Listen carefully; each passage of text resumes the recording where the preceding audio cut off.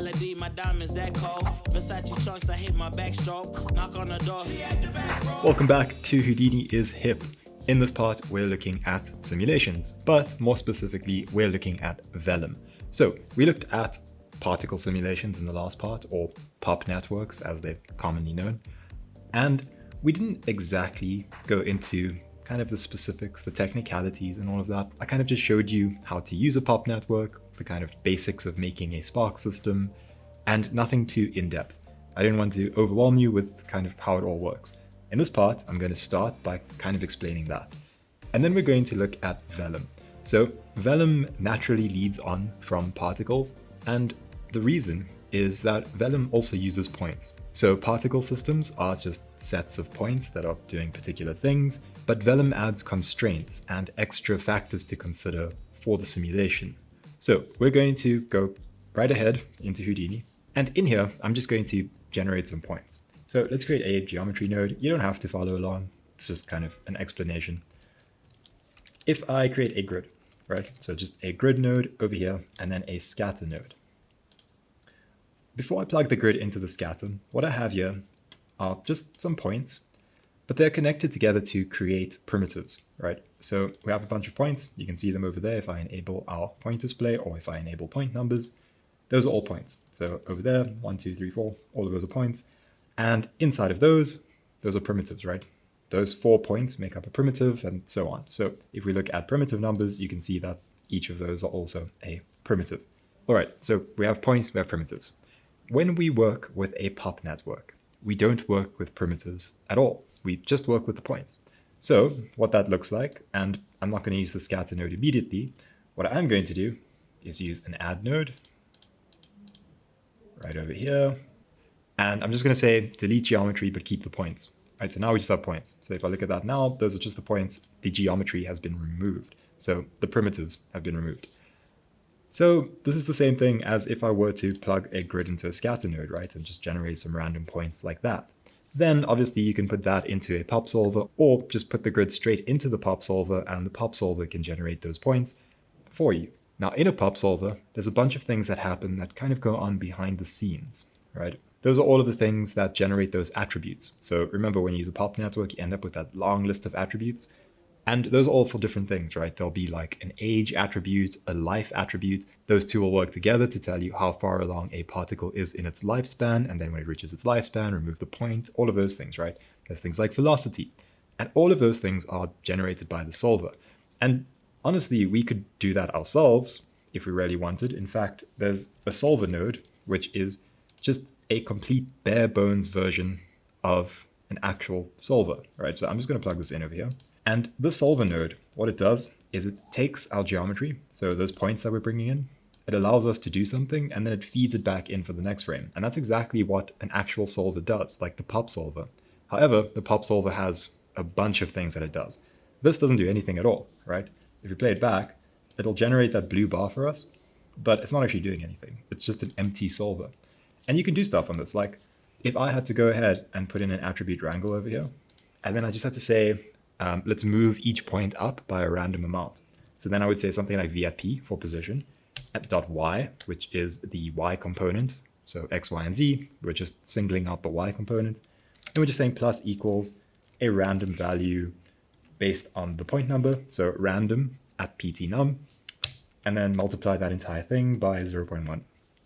Maybe even less, 0.01. So all that's doing is it's saying, okay, every point, find its position, get the y component of its position, and to that, add a random value based on its point number, and then just multiply that random value down, so it's not such a big number. And then if we play this back, so I'm just going to go back to the start, and once again, just switching on the real-time toggle to play this back in real time, you can see that all of these points move up slowly over time, right? So this is kind of our own solver. And when we use a pop solver, it's doing all sorts of these kinds of things, right?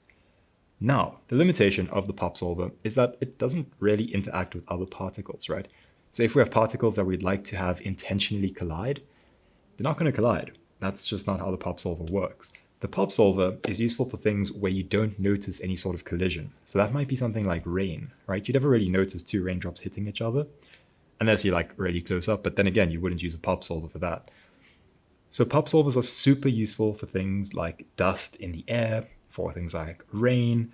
There's a bunch of stuff really, like you can make cool swirling particle effects and things. You can maybe create a sort of vortex shape and then use that, so the particle movement, to drive an actual like volume simulation and then create like a tornado, right? So all of those are things that you can do with particles. However, what if you want some sort of collision, right? When would this be the case? If we look at something like sand, right, where sand is made up of lots of little particles, but the particles interact to create a sort of single mass. That's where we're going to start looking at Vellum. So in this file, I'm just going to go up a level, I'm going to hide this, you can delete it, whatever, doesn't really matter. And over here, we're going to go ahead and just look at some Vellum grains. So I'm just going to call this node Vellum grains. And inside of this geometry node, we can just dive inside. Don't worry about this blue bar, it will show up because it's still, considering our other node. You can see it at the bottom here, actually. Bottom right over here, you can see that it's tracking obj-geo1 solver. Doesn't really matter. Okay, so let's go ahead and create a new node over here. Let's create a cube. So we have this cube. We want this cube above the ground plane. What we're going to do is we're going to convert it to a bunch of grains and we're going to let it collapse, right? So let's move it above the ground plane. Now, when we're looking at a box, to make it sit on the ground plane, all we have to do is move it up by half of its height. So if we move it up by 0.5, it'll sit over there. A nice thing that you can do inside of Houdini is reference parameters. This is actually something that's really important that I didn't really mention. But what you can do is you can do something like this, where you right click on the size. So let's go to the Y component of our size, right click, say copy parameter. What that'll do is it'll copy that particular parameter, right? The Y component of size. Then we can use it. So over here under center, we can right click and we can say paste relative references. Once we do that, what it will do is fetch that over there. So as you can see, it says CH and in brackets, it says size Y. So what it's doing is it's fetching the channel called size Y. And so what we can do with that is we can then divide that by 2, right? So size Y divided by 2. And if we click on center, it'll switch back to that. And if we click again, it'll show the actual expression. So, jumping back and forth, we can kind of see those two things. The nice thing about that is it's now adaptive, right? So it's referencing this value over here. And so it'll always divide whatever that value is by 2. So if we increase the size, you'll notice that it doesn't dip below because it's actually adjusting the center value, right? So it'll take 2.36 divided by 2, give you 1.18. So I'm just going to set this back to 1, just like that. Now let's turn this to grains. So to convert this to grains, we're just going to use a Vellum configure. And there's a bunch of options, but we're going to use grain. So what you will notice as we go through this is that Vellum is actually used for a bunch of different things, right? I'm using grains as the first example because it's the kind of most obvious, right? It's the most obvious lead on from points. If we're just looking at particles, so pop networks, where there's no interaction, grains would be like the next logical step. So let's go over here. So we have Vellum grains, and to use this, we just need to say create points from volume. What this will do is it'll turn our box into a bunch of these grains. And as you can see, they're quite big.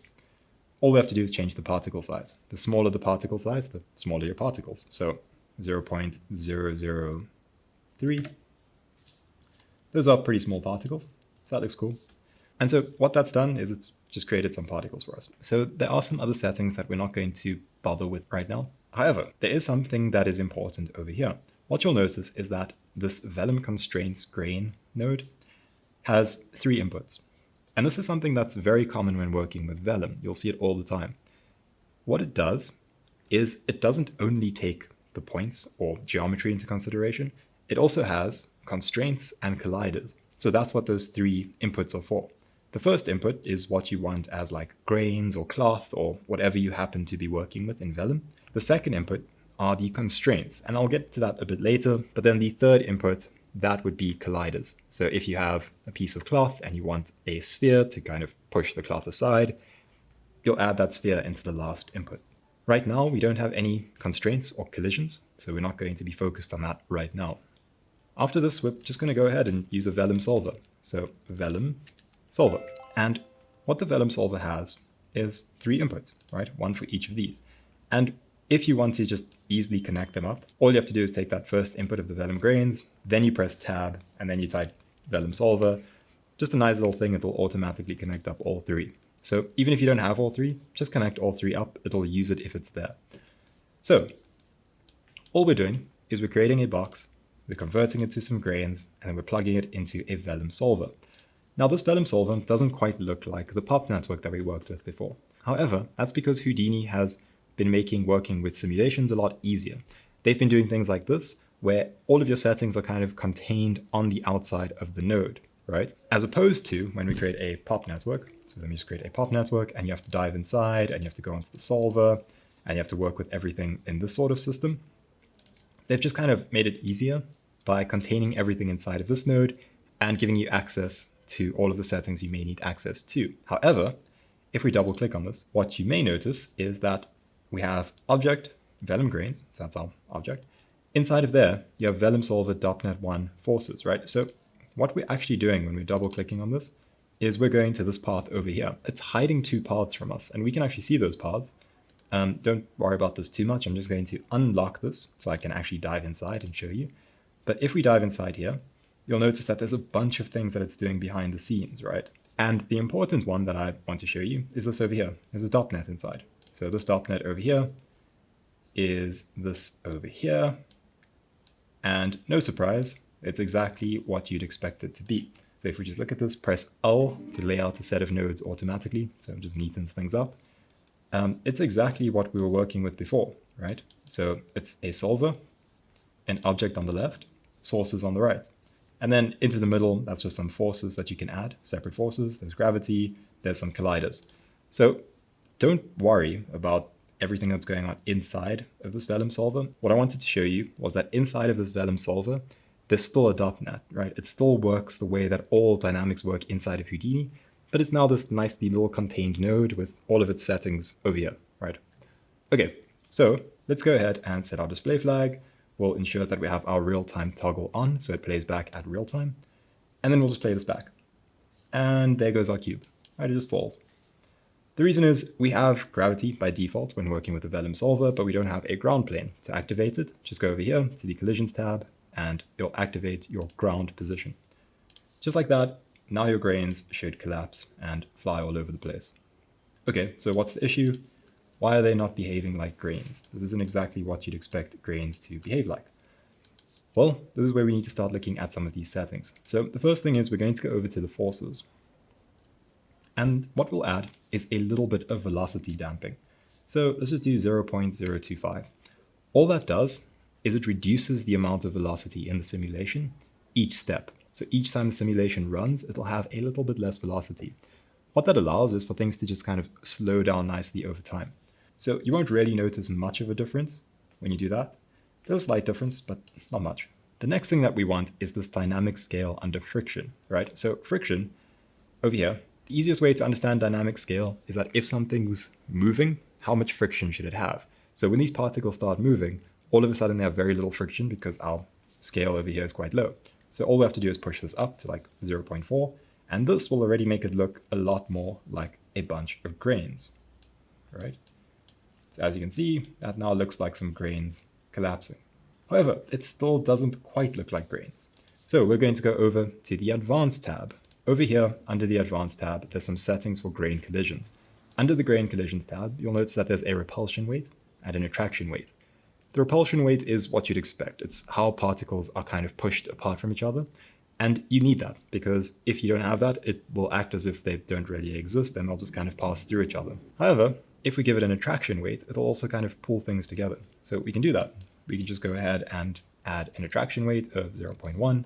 And as you can see, they kind of collapse in a different way now.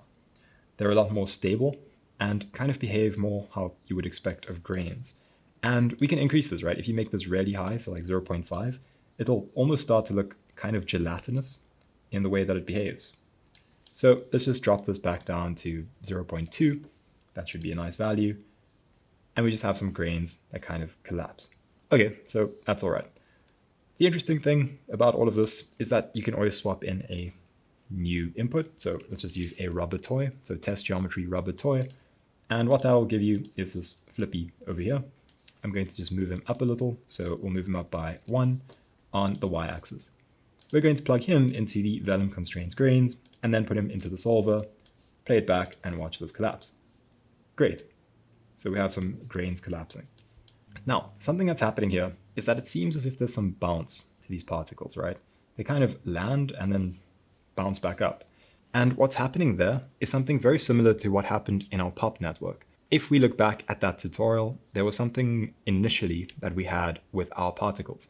When we were emitting particles from our grid, remember we had a sheet of particles, and then they moved a particular amount to the next frame over there, and then they moved to the next frame, and in between there, we just had these kind of empty spaces. And that's because those empty spaces didn't have any data being processed, right? The particles moved here at frame 1, here at frame 2, and nothing in between. Now, that's actually the same issue we're having here. What's happening is these particles are moving pretty quickly, right? So we have 2 particles, and perhaps this one hits the ground, and we want it to interact with the ground. But this one is still moving. So what ends up happening is it actually doesn't register this particle and moves right through it. Then at the next frame, it registers it, so it pops back out. That's why you end up with that sort of jumping motion, where particles compress and then jump back out. To fix that, all we have to do is use something called substeps. So if we have frame 1 and frame 2, what happens if we add some data in between the two, right? So frame 1, frame 2, add information there. That's a substep. That's something that just happens in between frames. So we can just go over here and add a substep. So substeps of 1, we'll change that to 2. But let's just look at it first with 1 substep and see the issue, right? It's that weird sort of popping and bouncing. We increase it to 2.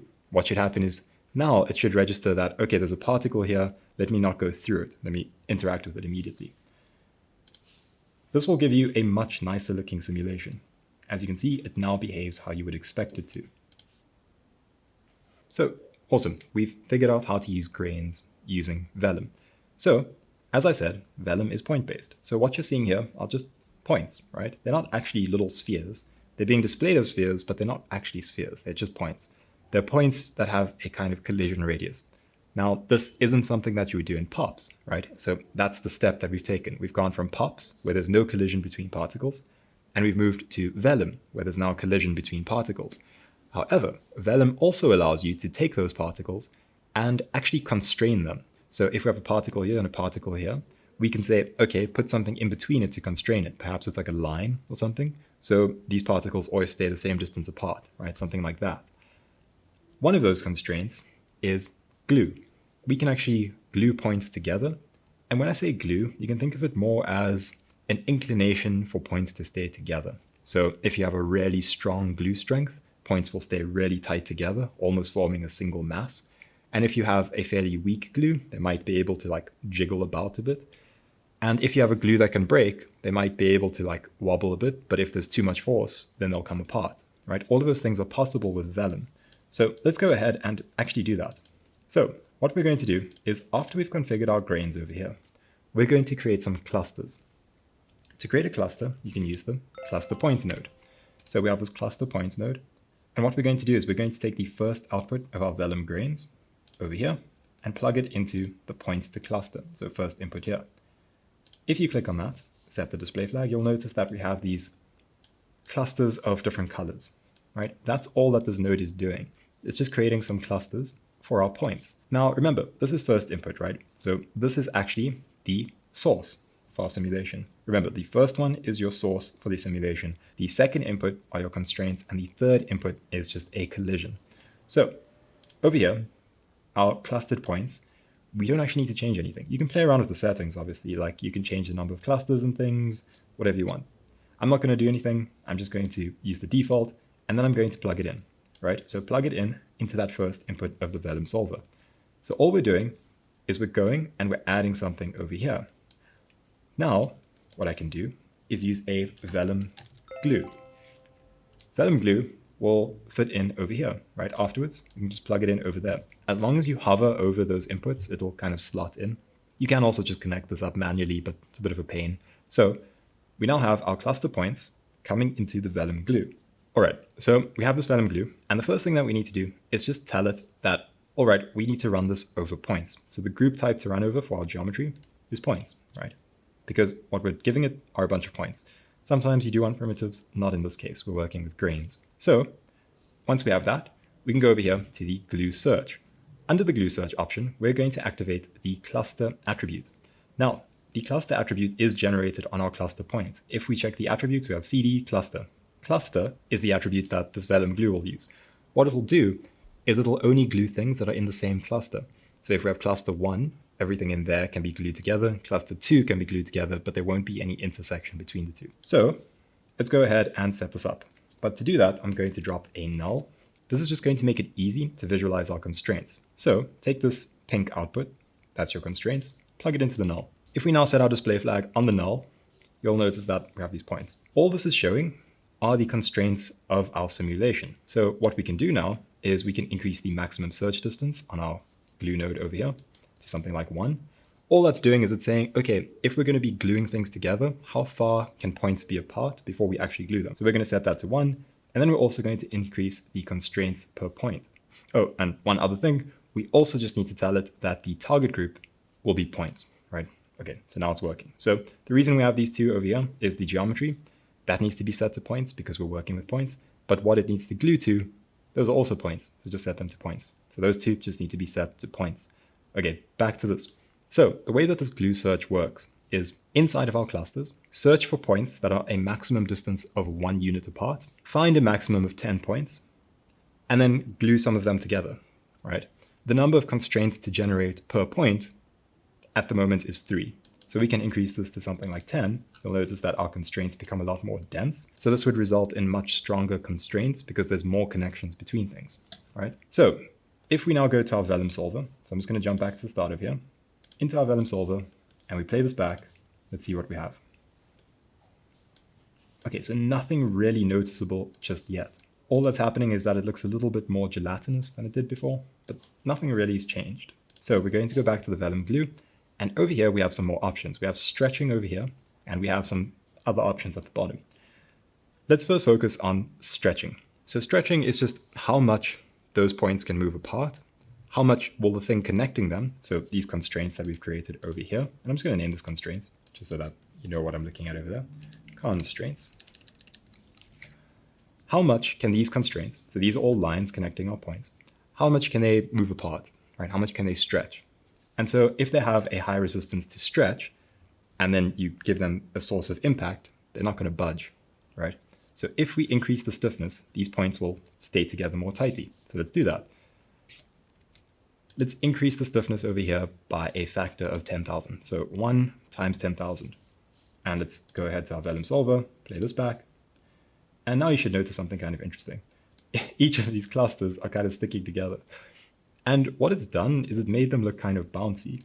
And that's because all of these points are being constrained together. And as they collide with something, they all kind of compress and then move away because we have constraints that are always trying to maintain the same level of stretch. So that's what we have, right? And that's kind of interesting. But what happens if we want some of these to like break apart as that's happening?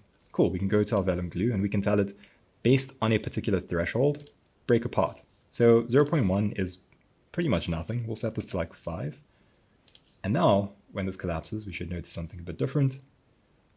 Some of these things kind of break apart, right? And some of them stay together. Okay, so now we have some grains that are kind of glued together. These glue constraints can break and they can kind of stretch a bit. So that's interesting, right? This could be something like snow if you had to convert this to a volume. And I'll show you that at a later point, but if this was just to be converted to some sort of mesh, then this would look a lot like snow, right? Snow kind of behaves like this, where it kind of breaks apart but stays in clumps. So this is useful for snow. Now we've looked at the first input, which is the actual geometry that we're bringing in, just our grains.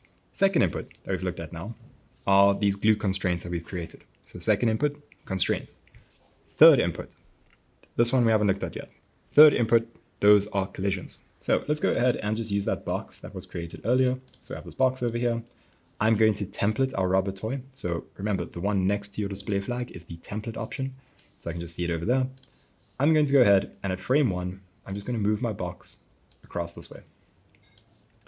I'm going to go over to the center over here, this parameter. Alt and click on this parameter over here. That'll keyframe it, remember?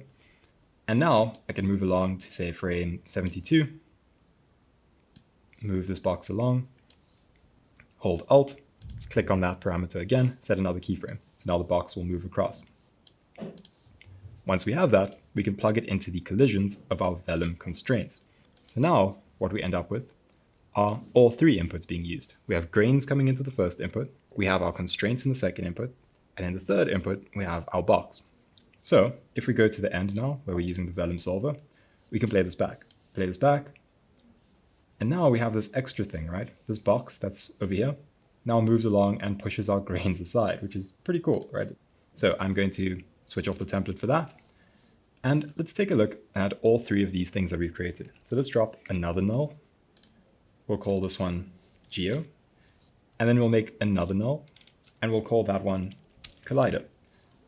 So now if you plug this into Geo and the last output into Collider, we can actually see what these three look like. We have our Geo, we have our constraints, and we have our Collider, right? And all three of these contribute to our Vellum Solver, right? So I'm just going to plug this in back over here, and back over here, right? So those are our three inputs. And this is actually a really nice thing to do, is to just add these three nulls over here so that when you're working, you can just visualize your Geo, you can visualize your constraints, you can visualize your colliders. So this is kind of a system for working with grains, right? So the more grains that you have, the slower your simulation will get. But there are some interesting ways to make your simulations a little bit more high resolution or appear more high resolution. One of the ways that I like to do it is by using a point generate node. So you can go pgen or point generate. And over here, we'll take our points. So that's all of our geometry, right? So if we want to see what that is, again, I can just use a null over here on the side, plug that in, right? So these things over here, just our points that have been simulated. If we use a pgen node, what we can do is we can compute number of points. What this does is it generates 10 points for every point that exists. It just stacks them all on top of each other, right? And you can see this. If you take a look at this over here, we have 41,000 points. But if we take a look at our pgen, we have 418,000 points. Looks like the same amount of points, but it's actually not. So we're going to copy all of the source attributes. So that means that all of the attributes coming into the pgen get transferred to all of the points that are being generated. Then all you have to do is use a jitter node, so a point jitter.